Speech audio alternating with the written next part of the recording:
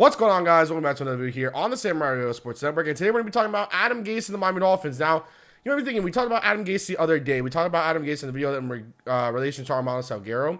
So, what's interesting about that situation, I guess, is that it's kind of boiled down a little bit than for what it was. There was some stuff in the past press conference the other day with Adam Gase did say, you guys are always talking about some bullshit. You guys are always...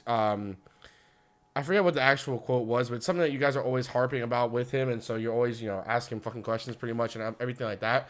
So that was kind of interesting, but the main point of this, stumbling on the words and everything, the main point of this video is that there was something that came out yesterday from Vegas. I don't know if it was OddsShark or something else, but they were giving the odds, which I'm going to look for right here. It was OddsShark, and it was by BetMyBookie. So OddsShark put out the updated odds to win the Associated Press NFL Coach of the Year by BetMyBookie, and first, Andy Reid, plus 125. Second, Sean McVay, plus 250. Matt Nagy, plus 400. And at number four, in the top 5 for Coach of the Year was Adam Gase. Now, is that, deserved? Probably not. But when you think about a lot of stuff that a lot of people are talking about when it comes to the roster, when it comes to the amount of injuries, it's a little interesting that Gase is up there. Maybe he shouldn't be up there, but when you think about it, it kind of makes a little bit of sense, I guess. A lot of people expect the Dolphins to come into the season and be a 2-14 to 3-13 team, and they're 5-4 and have a chance to improve to 6-4 going away this weekend to Green Bay to play against the Packers. And a lot of Dolphins fans might think that that's not going to happen. They're not going to get to 6-4. We're going to drop down to 5-5, and that's fine. A lot of people think that the Dolphins are going to finish as an 8-8 record, and that's fine. But if Adam Gase can get the Dolphins to the playoffs, and if Adam Gase can make something out of this roster of what it is, then you could kind of argue that he would deserve, Coach of the Year, just because in his second year, or his third year, sorry, but it would be his second year that he would get the Dolphins into the playoffs. And if he could manage to do that, with the schedule that we have left, if he can manage to get the Dolphins into the playoffs with this roster, without his starting quarterback, and even with his starting quarterback being injury prone and at the time playing subpar after his first very good 3 games and then 2 really poor bad games, then it would be really interesting. It would be up for debate. Now, obviously, you're going to go with a McVay or an Andy Reid. Those are the obvious choices right now for Coach of the Year, especially Sean McVay. But I think Andy Reid obviously has, look at the Chiefs. Yes, look at the Rams. They look great.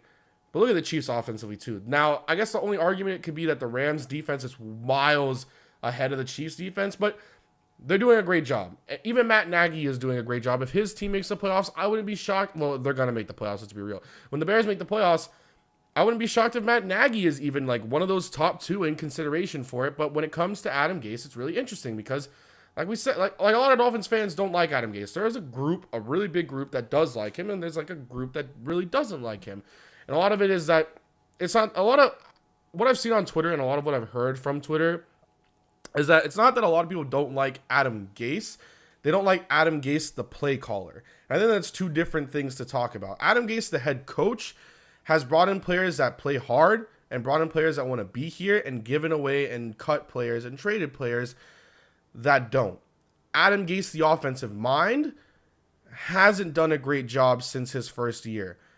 Since his first year, it's kind of been a downward slope. Last year was really bad. This year's been really bad. And you can kind of argue that if you take away the Jay Ajayi 200-yard games, maybe then the offense still doesn't really look good in his first year.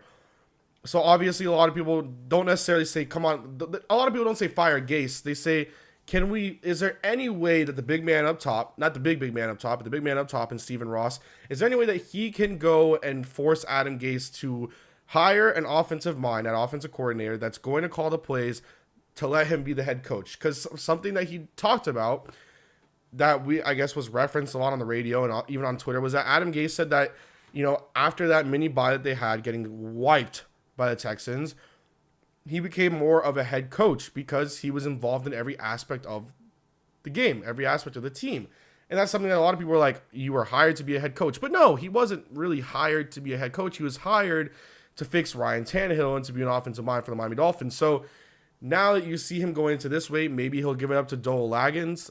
Maybe you could give him the offensive play calling. I don't see Gase doing it willingly. We mentioned, Hugh Jackson mentioned it was one of the worst things he ever did, but let's be real, Hugh Jackson wasn't a good head coach nor offensive play caller in the first place. So it's really up for debate. I want to see what you guys think about it. I'm going to try to link this Twitter poll or this Twitter thing, and I'll even keep it up there just so you guys can see it, because it's really interesting that's really like what's happening. But hope you guys did very much enjoy this video. If you haven't subscribed yet, we are 20 subscribers away from 1,000, so make sure you guys subscribe. Also, go check out DolphinsTalk.com. They got podcasts, everything along the line, so go check that out. Hope you guys did very much enjoy this video. I will see you guys next time, and as always, peace.